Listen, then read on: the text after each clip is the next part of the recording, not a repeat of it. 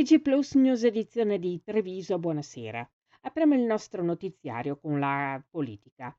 Mi candido alla presidenza della Regione Veneto perché credo nella possibilità reale di un cambiamento, perché dopo troppi anni in cui il destino della nostra terra è stato affidato a un uomo solo al comando, è il momento di aprire una stagione fondata sull'ascolto, sull'unità, sulla forza delle differenze. Oggi, più che mai, il Veneto ha bisogno di visione e di ambizione e io sono pronto a metterci la faccia, l'impegno, il cuore. Così Giovanni Manildo, 55 anni, sposato, 3 figli, avvocato esperto di comunità energetiche ed ex sindaco di Treviso, ha accettato la candidatura a presidente offertagli dalla più ampia coalizione di centrosinistra mai costruita in Veneto. Un'alleanza larga, plurale, continua Manildo, che nasce da un lungo lavoro di confronto e che ringrazio in tutte le sue componenti. Partito Democratico, Alleanza Verdi-Sinistra, Movimento 5 Stelle, Veneto che vogliamo, il Veneto Vale, più Europa, Volta Europa, Partito Socialista Italiano e Movimento Socialista Liberale, nella speranza che possa rafforzarsi ancora.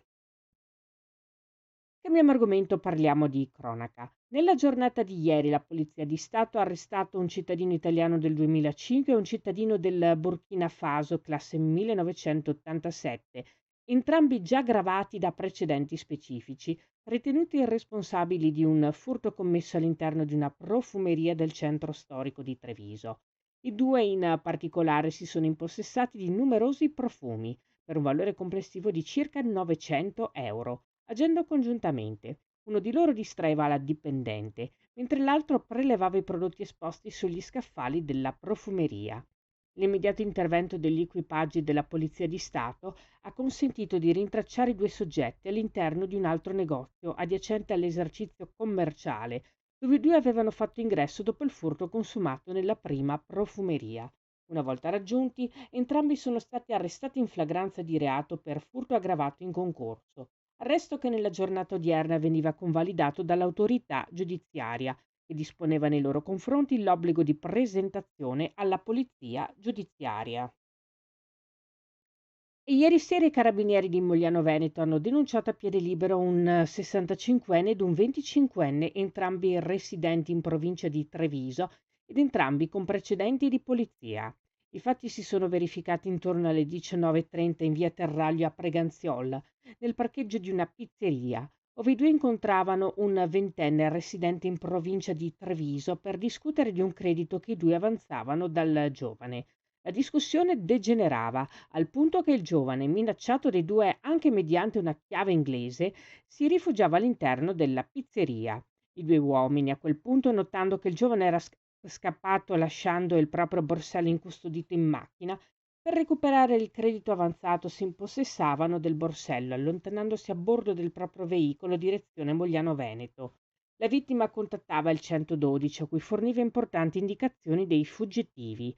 I carabinieri infatti rintracciavano i due in via Schiavonia Nuova a Preganziola. Nel corso della perquisizione personale e veicolare i carabinieri rinvenivano sia la chiave inglese che il borsello, poi restituito al legittimo proprietario.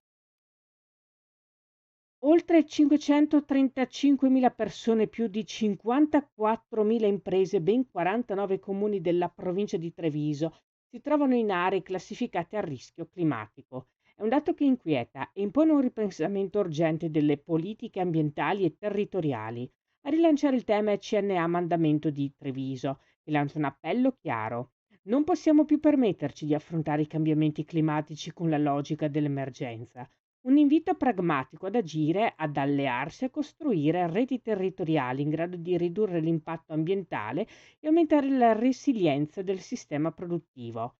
CNA Treviso ha proposto 5 azioni concrete da attuare subito. Ridurre i consumi energetici attraverso l'efficientamento degli edifici e dei macchinari, utilizzare materiali a basso impatto, riorganizzare la logistica, coinvolgere i collaboratori nei processi di cambiamento, fare rete tra imprese con l'aiuto dell'associazione per sviluppare acquisti collettivi e comunità energetiche locali. Il messaggio finale in questo contesto acquista ancora più forza. La sostenibilità non è un costo, è un investimento e oggi chi investe in sostenibilità resiste e cresce. Questa era la nostra ultima notizia. Grazie per averci seguiti. Arrivederci.